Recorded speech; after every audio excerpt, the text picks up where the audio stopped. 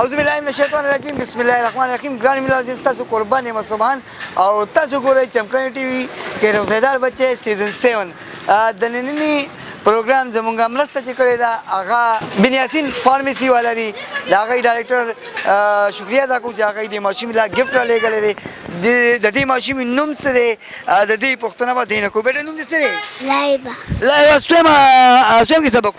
کے جی کې سبق درځي ده ووایه بسم الله کا بسم الله الرحمن الرحیم سورة کوثر انا اعطیناک الکوثر فصلی لربک وانحر ان شانئک هو الابتر جزاک الله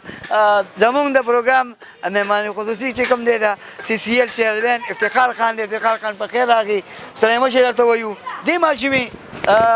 سبق هم وویلې او روزې هم ده څه به ویل غواړې جي بسم الله الرحمن الرحیم ډېره مننه نعمت خان به ستاسو